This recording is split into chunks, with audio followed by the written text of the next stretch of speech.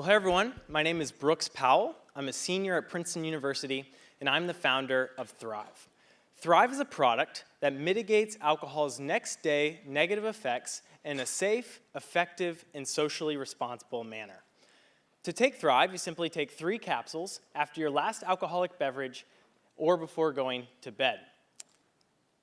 So without getting too much into the science, Thrive works primarily in 2 ways. First, it reduces short-term alcohol withdrawal, and second, it provides the precursor to what your body needs to break down alcohol and its other toxic byproducts. So ultimately, our vision for Thrive is to become the protein powder of the alcohol industry. So after a workout, you take protein powder to recover faster and perform better the next day. Well, similarly, after drinking alcohol, you take Thrive to recover faster and perform better the next day. So how do you value a product such as Thrive? Well, you need to go look at its market. And thankfully, this market is huge. So roughly 60% of Americans consume alcohol each month. In 2015, there was over $220 billion in US alcohol sales, and this came out to over $950 per alcohol consumer. And furthermore, looking at data from 2010, the United States Center for Disease Control tried to figure out how much do alcohol's negative effects cost the American economy. And what they found is frankly surprising. What they found is that alcohol's next-day negative effects on workplace productivity cost the most, and that came out to over $191 billion. This was $1,500 per worker, and on a per-drink basis, this is over $1.90. So when you actually go look at these market sizes from the teams that have pitched here today, such as Tattoo, or the ride-sharing economy, or all of vegetables, not just spinach, these 2 green bars just tower over everything else. Imagine them combined. And that's where Thrive's market cap lies, is somewhere in there. So ultimately, it comes down to this question: does Thrive work? Because if it does, we could make a very big company and make a very big impact on a massive problem. So I have a few points for you. We started the company with $20,000 and later just got $10,000 from Princeton's eLab that we were able to put in our account. And we've already sold $100,000 worth of product. But what's more impressive than that is that over 50% of our sales are from repeat customers. In a study we did with Perkins Coie, who's one of the sponsors of this event, for our patent, there was found that there's a 50 percentage point reduction in hangovers when Thrive is used. When we polled our customers, this was over 70 percentage points. And finally, to put the final nail in this board, upon our seed round, we're doing a full-scale placebo study with Rutgers University. So what's our strategy of bringing this to market? Well, it's threefold. We need to target the right customers, we want to scale using e-commerce and digital advertising, and we need to invest heavily in intellectual property. Why the right customers? Well, because it's so counterintuitive. Statistically speaking, you're far more likely to consume alcohol regularly the older you are, the more education you have, or the greater your income. And furthermore, these individually impact your need for Thrive. So the older you are, the more you'll feel alcohol's effects the next day, and the more money you make, the more you stand to lose. And so prior to our digital advertising, through people that found us organically, we found that our recurring customers actually line up right with that market data. So why e-commerce? Well, frankly, it's because to get into retail at scale, it takes a lot of money, a lot of time, a lot of expertise, and a lot of luck. And so with e-commerce, we can rely less on luck, and we can look more linear rather than a stair step.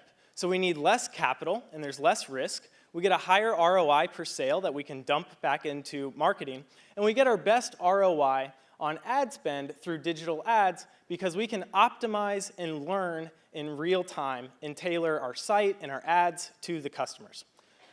In the past 2 months, we've done a lot, and we've already started proving this out. We've proved that our customer acquisition costs can scale. So currently, our CAC plus our cost of goods sold is less than our initial order value. And why that's important is because it means that we can make money on the first sale. And when you combine that with the fact that we have a very high customer lifetime value, and that many of our customers say they came to us through word of mouth from other customers, we have numbers that look really good and can scale and grow sustainably.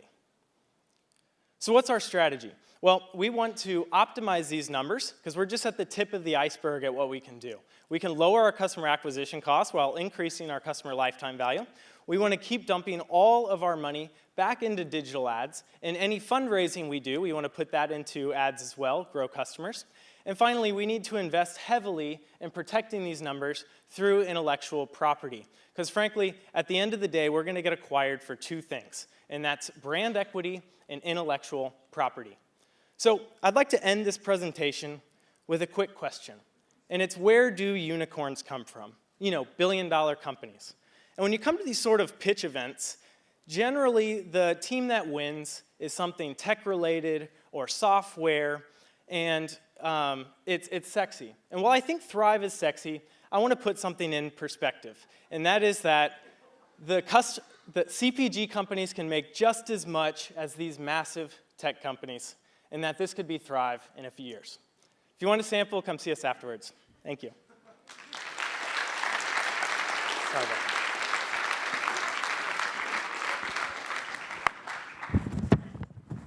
What's the adherence like? What is what? The adherence. So that's, how do you ensure that people are using Thrive the way that you intend them to? So we have very clearly on the packaging, the instructions. It says take 3 capsules after your last alcoholic beverage or before bed. What if I'm too drunk to actually take the capsules? I mean, if that happens, that's fine with me. They probably shouldn't be using it anyways. So. What sort of regulatory process do you have to go through, or do you have to go through any? So thankfully, because bringing a drug to market costs $2.6 billion now in 2016, we're governed under DSHEA, the Dietary Supplements Health and Education Act. So we're more a food than a drug. And so what the FDA does in this industry is they'll come in and they'll govern the manufacturing process, they'll govern the ingredients, and they'll basically say, hey, this is safe, but we won't comment on the efficacy. That's up for the consumer to decide. So what makes your team well suited for this venture? And who or what do you need to add going forward to elevate your venture? So Thrive is in, I've tried a lot of things. I've tried to do the Hail Marys. I've tried to get into these big distribution type deals.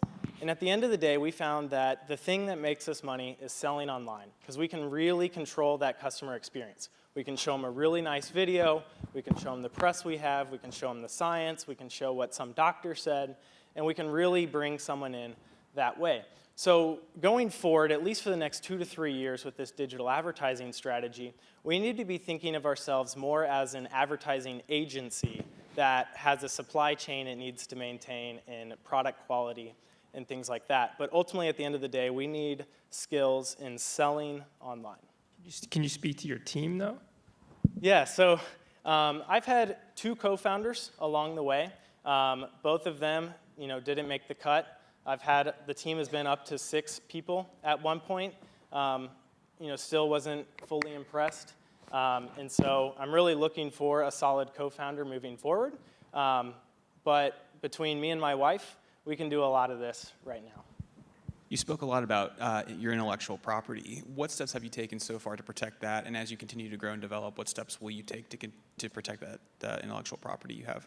Definitely. So first I'll say that how you protect something like this is it's a formula. So you can't just patent one ingredient, but you can patent a combination of ingredients. So we're technically a US utility that is pending, but we recently, the patent examiner got back to us after 2.5 years and offered us a examiner amendment, and we ended up taking that. And so for us, continuing to protect this intellectual property, and it was good, that's why we ended up taking it. It looks like filing continuation patents. It looks like filing new patents that can kind of add on and bolster our stuff. And if there's anyone else out there that has some sort of valuable IP, we want to try to buy that so we can really corner this area so some big company like Red Bull can't get around us in another way.